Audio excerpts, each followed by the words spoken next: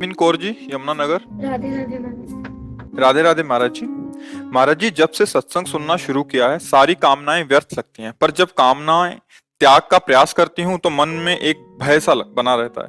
महाराज जी, क्या संसारिक कामनाएं भगवत मार्ग में रुकावट डालती हैं? कामना ही तो बंधन है। इसी का तो ज्ञान के द्वारा परिहार होता है। अच्छा, जितनी कामनाएं हैं उनका विचार करके देखो, अस्तित्व क्या है, उनकी सत्ता क्या है। गंभीरता से जब सत्संग सुनोगी, बुद्धि पवित्र थोड़ा हो, फिर विचार करके देखो, जितनी कामनाएं हैं वो सब केवल मनुष्य शरीर के भोग के हैं।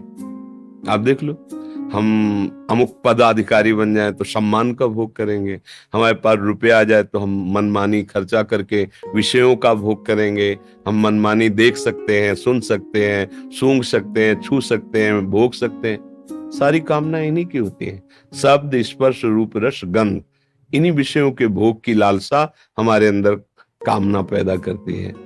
यही कामना हमारा बंधन है। अगर हम इस विष रूपी कामना को अमृत बना पावे तो बढ़िया बन जाए। कामना त्याग से बहुत भय लगता है, तो कामना को अगर हम सुधार सके तो अच्छा हो जाए। तो अब जैसे हमारी अच्छी खाने की आज इच्छा है तो हम प्रभु को अर्पित करके भोग लगा के पा रहे हैं। अब हमारे पास धन नहीं है, हमारी धन की इच्छा है, तो प्रभु सबसे बड़े धनी है, हम उनसे मांगे, हे नाथ, आप उचित समझे तो परिवार भरण पोषण के लिए, हमारी कामनाओं की पूर्ति के लिए आप हमें धन दीजिए। पिता है, मालिक है। भगवान ने आदेश किया है, आर्त, अर्थार्थी, जिज्ञासु, ज्ञानी मेरे उदार भक्त हैं। उदार भक्त पिता से जब मांगा जाता है तो अच्छा लगता है पिता को। अगर वही पिता देखे कि औरों से मांग रहा है तो लगेगा ना कि यार मेरा होकर के औरों से मांग रहा है। और पिता से मांगा जाए तो पिता को अच्छा लगता है। भगवान ने गीता जी में कहा है, अर्थार्थी भक्त, अर्थ चाहना है, मेरे से मांगो। क्या अब हमने मांगा कि भगवान मुझे अर्थ की जरूरत है और आप अर्थ दीजिए, तो नहीं दे रहे। इसका मतलब मैंने कहीं अर्थ का दुरुपयोग किया है। जैसे पिता हमको 1,000 रुपए दिए, मांगे या बिना मांगे, और हमने मनमानी आचरण में उसे गंदी जगह खर्चा किया। अब हम आचरण सुधारना चाहते हो, 1,000 मांगते नहीं मिलेंगे।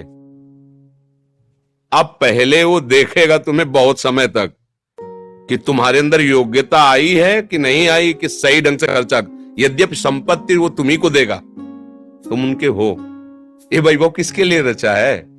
लेकिन अधिकारी पुत्र को ही युवराज बनाया जाता है, मूर्ख पुत्र को युवराज नहीं बनाया जाता। हम लोगों ने बहुत मूर्खताएं की। हमें शरीर मिला, बल मिला, बुद्धि मिला, सब कुछ मिला, हमने गंदे आचरणों में उसका प्रयोग किया है। सच्चाई से देखो, अगर हम हमें प्रभु अर्थ नहीं दे रहे हैं तो उनके पास कोई कमी नहीं है, कंजूस नहीं है, और हमारी योग्यता नहीं। इतने में तो हम मूर्ख हो गए कि धर्माधर्म का विचार त्याग के मनमानी आचरण करने लगे। अगर और वो दे देंगे तो बहुत पाप कर्म होने लगेंगे। दूसरी बात, अब हम सुधर रहे हैं, अब हम अर्थ चाह रहे हैं, तो वो बहुत ज्ञानानंद घन प्रभु हैं, वो कुछ देख रहे हैं, चुपचाप देखने दो उनको। मांगने पर भी नहीं मिल रहा, वो कुछ ऐसा देना चाहते हैं जो आपकी मांग ही नहीं है, और मांग खत्म हो जाएगी ऐसा देना चाहते हैं। आपको परम धनी बनाना चाहते हैं, आपको ज्ञान देना चाहते हैं कि संसार नाशवान है, इसमें दुख ही दुख है, इसमें सुख नहीं है। आगे चल के देख लेना, निहाल कर देंगे, और जब आपको ज्ञान हो जाएगा तब वैभव भी आपके चरणों में आ जाएगा। एक सिद्धांत है, छाया को पकड़ने चलो तो छाया दूर भागती है, और आप सूर्य की तरफ चलो तो छाया पीछे आ जाएगी। ऐसे ही गोविंद की तरफ चलो ना तो माया पीछे पड़ जाएगी, और माया की तरफ चलो ना गोविंद से विमुख होकर के, वो आगे आगे भागेगी, कभी पकड़ में नहीं आएगी। हमें अगर कुछ भी चाहिए, अगर ज्ञान है तो इसलिए नहीं मांगेंगे कि यार वो पिता है, कोई बच्चा थोड़ी है कि उसे हमें बताना पड़े हमें चाहिए। वो सर्वज्ञ है, उसको पता है, जब जो इच्छा होगी दे देगी, मांगने मूंगने से क्या। समझ रहे हैं? अगर हम बच्चे हैं और हम ये समझ नहीं पा रहे हैं उनकी सामर्थ्य को, तो हम मांग सकते हैं, क्योंकि हमारा अधिकार है, वो हमारे स्वामी हैं, हमारे पिता हैं। हमारे प्रीतम हैं, हम अपने प्रभु से कामना रखें। अब जो कामना हमारी पूर्ति ना हो तो उसमें हम प्रभु को कोसे ना, ये बात समझे। कामना हमारा रखना कर्तव्य हो गया, क्योंकि वो पिता है, हमें चाहता है। पूरी ना पूरी होने में हमें समभाव रखना होगा। वो कोई मंगल विधान कर रहे हैं, पक्का समझो, ये अनुभव की बात कहते हैं। जो हम चाह रहे हैं वो नहीं हो रहा, अगर वो हो जाता तो बड़ा मंगल हो जाता। कई बार ऐसा अनुभव होता है कि बड़ी कृपा की जो प्रभु ने नहीं दिया। प्रभु जो करते हैं बड़ा मंगल, हमने कई बार सत्संग में सुना है। एक मंत्री थे राजा के, वो हर बात में ही बोलते थे भगवान की बड़ी कृपा, भगवान ने बहुत अच्छा किया, ऐसा बोलते थे। एक दिन वो राजा के साथ शिकार खेलने गए तो प्रत्यंचा शिकार के लिए अधिक खींचने के कारण असावधान होने का अंगूठा कट गया प्रत्यंचा से। तो उनका मंत्री, ये तो हमारा अंगूठा कट गया बहुत, तो उनका भगवान की बड़ी कृपा, बड़ा अच्छा हुआ। बोले बड़ा अच्छा हुआ, मेरा अंगूठा कट गया दुष्ट, और तू कहता बड़ा अच्छा। सैनिकों को आदेश दे, उठाओ उसको, जेल में बंद करो। उसने ये भी बहुत अच्छा हुआ, भगवान की बड़ी कृपा। बोले मंत्री पागल हो गया, मेरा अंगूठा कटा बहुत अच्छा हुआ, इसको जेल मिल रही बहुत अच्छा हुआ, जेल हो गए।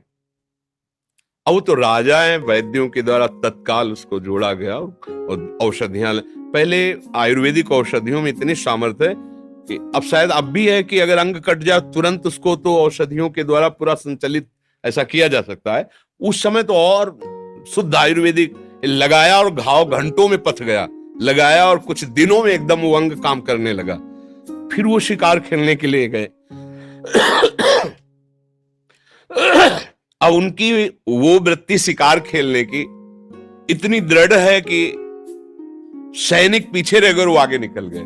दूसरे राजा की सीमा में किसी स्वस्थ और माननीय पुरुष को देवी की बलि देने के लिए चयन करने की इच्छा से वहां खोज रहे थे। जो राजा दिखाई दे, बोले इससे ज्यादा पवित्र और महिमा में कौन होगा, बंदी बनाओ इसको। अब अकेले राजा बंदी बना लिए, जल एक पीछे सैनिक है, तिलक बंदी बना के ले गए। अब वहां स्नान कराया गया और सब, तो वहां देखा जाता है कुछ अंग भंग कटिंग नहीं होनी चाहिए, सर्वांग पुष्ट बलि दी जाती है। तो जो ही चेक किया गया, तो अब जोड़ तो गया था पर पता था ना कि यहां से हाल का, बोले नहीं नहीं ये बलि लायक नहीं, मतलब सर्वांग पुष्ट होना चाहिए बलि में, छोड़ दो इनको। छोड़ दी। राजा ने कहा मंत्री ने तो सही कहा था, अंगूठा जब कटा था कहा था बहुत अच्छा किया, भगवान ने बड़ी कृपा की, और बेकार मंत्री पर नाराज हुए। अगर आज अंगूठा कटा ना होता तो गला कट जाता।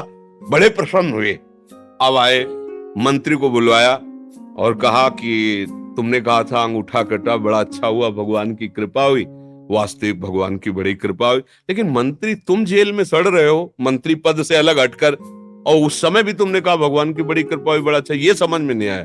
बोले महाराज आप कैसे समझे कि आपके ऊपर कृपा हुई? तो उन्हें पूरी घटना बताई। तो बोले महाराज सैनिक कहीं भी रहते, लेकिन मेरा घोड़ा आपके पीछे होता, क्योंकि मैं राजमंत्री हूं आपका। आपके प्राण जाने के पहले मैं अपने प्राणों को कभी आपसे अकेला नहीं रह सकता, छोड़ सकता था। जब आप बंदी बनाए जाते तो मैं भी बंदी बनाया जाता, और आप तो अंगूठे में बच जाते, लेकिन मेरी तो गर्दन उतर जाती ना। तो भगवान ने सुरक्षित करके दिया, मुझे जेल में रख के भगवान ने बड़ी कृपा। वास्तविक बात है, भगवान की तरफ से जो होता है वो मंगल भवन है, कृपा। हम थोड़ा सा ना वो ज्ञान होने के कारण सोचते हैं भगवान ने ऐसा क्यों कर दिया, उनके पास क्या कमी है, ऐसा वैसा। वो जो करते हैं बहुत अच्छा करते हैं। हमें चाहिए कि हमें अपने प्रभु की खुशी में खुशी रहने वाला स्वभाव बना लेना चाहिए, तो बहुत आनंद आ जाएगा।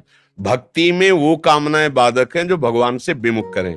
जो कामनाएं हमारी भक्ति को बढ़ाएं, वो हमें कामनाएं त्यागने की जरूरत नहीं, उनको मोड़ने की जरूरत है। आज ये खाया जाए, हाँ ठीक है, अपने पास सुविधा दी है, सुंदर भोग बनाओ, अपने ठाकुर को भोग लगाओ और चार को पवा के पाओ, उत्सव मनाओ, आनंदित हो, क्या परेशानी। भगवान ने बहुत अर्थ दिया है, बीमार जनों की सेवा में लगा दो, गरीब जनों की सेवा में लगा दो, पशु पक्षियों की सेवा में लगा, कितना बढ़िया हो गया। वो आशीर्वाद देंगे, आपका हृदय शीतल हो जाएगा। तो कामनाएं निषेध हैं, पर वो जो भगवान से विमुख करने वाली है। जैसे आप 500 रुपए की शराब पी गए, अगर 500 रुपए किसी गरीब आदमी के पूरे परिवार को भोजन पवा देते तो फिर कितना आनंद आपको मिलता। आपने 1000 रुपए होटल में खर्चा कर दीजिए, और फिर कि उसी 1000 रुपए से भूखी गायों को, पशु पक्षियों को चारा भोजन दे दीजिए, फिर आप देखो कैसा लगता है। ये है, धन आपको मिला, आप उसका दुरुपयोग कर रहे हैं, मन में संतोष रहता है। हाँ, इसलिए हमें कामनाएं बाधा नहीं पहुंचाती, पर जो कामनाएं गंदे आचरणों की तरफ ले जाती है, सुसुख वासना की तरफ ले, वो त्यागने की बात है। और जिन कामनाओं से हमारी भक्ति की पूर्ति होती है, समाज सेवा बनती है, अगर ऐसा लगता है तो अपने प्रभु से मांगने, साईं इतना दीजिए जामे कुटुंब समाए, मैं भी भूखा ना रहूं और अतिथि ना भूखा जाए, साधु ना भूखा जाए, कोई परेशानी नहीं है।